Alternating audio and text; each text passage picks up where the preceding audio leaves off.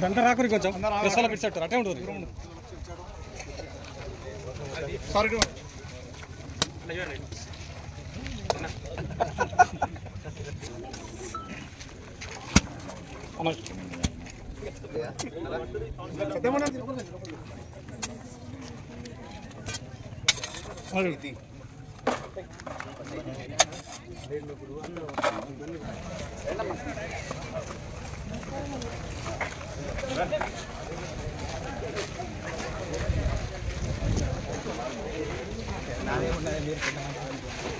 నిర్మాణం ఒకటి 500 లీటర్లు ఒకటి 1600 లీటర్లతోటి ఈ యొక్క కార్యక్రమాన్ని భూమి పూజ చేయడం అనేది జరిగింది. మనందరి లక్ష్యం ఒకటే, ప్రతి పేదవానికి తాగడానికి నీళ్ళు ఉండాలి, ఉండడానికి ఇల్లు ఉండాలి, తినడానికి తిండి ఉండాలి, వెళ్ళడానికి దారి ఉండాలి.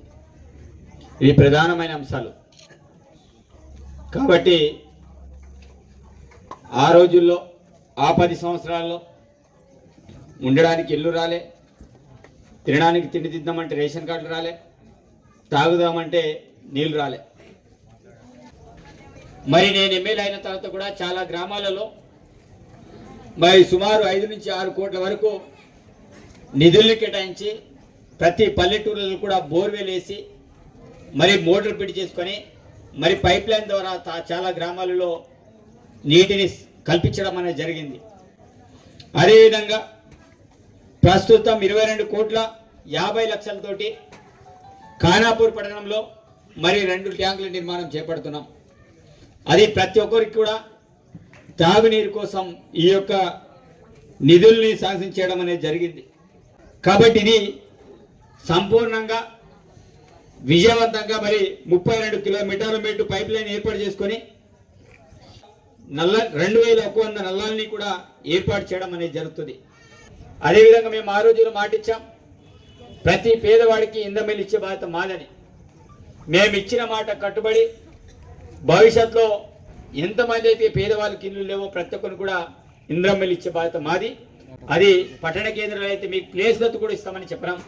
ఏదైతే మీరు 26 ఎకరాలు భూమి ఉందని చెప్పారో అదే భూమి మీద ప్రతి ఒక్కరు కూడా ఇంద్రమిల్లు ఇచ్చే బాధ్యత మాది. మేము ఉద్దేర మాటలు మాట్లాడడం కాదు. ఆ 10 సంవత్సరాల కంటే ముందు కూడా ఆలోచన చేయండి. వైఎస్ రాజశేఖర రెడ్డి హయాంలో ఎన్నిసార్లు అయితే వాళ్ళు మాట ఇచ్చారో ఇచ్చిన మాట కట్టుబడి ప్రతి స్కీమ్ని కూడా ఆ రోజు అమలు చేసిన విషయం మీ అందరికీ తెలుసు. ప్రతి పేదవానికి రేషన్ కార్డులు ఇచ్చారు, ప్రతి పేదవానికి ఆరోగ్యశ్రీ కార్డు ఇచ్చారు, ప్రతి పేదవానికి ఇంద్రమిల్లు ఇచ్చారు, ప్రతి పేదవానికి కావాల్సిన స్కీములను తీసుకొచ్చారు.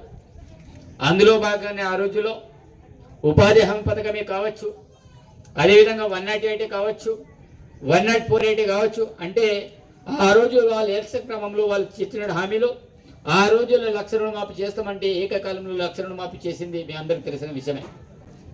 ప్రజాప్రభుత్వం ఏర్పాటు చేసిన తర్వాత మేమిచ్చిన హామీలు ఉచిత బస్సు ప్రయాణమే కావచ్చు, 500 గ్యాస్ సిలిండరే కావచ్చు, ఫ్రీ విద్యుతే కావచ్చు, అదేవిధంగా 10 లక్షల హెల్త్ ఇన్సూరెన్సే కావచ్చు. ఇవి దశల వారికి చేస్తున్న క్రమంలో మొన్నటికి మొన్న 1,00,000 నుండి 1,50,000 వరకు కూడా రుణమాఫీ కూడా చేయడం అనేది జరిగింది.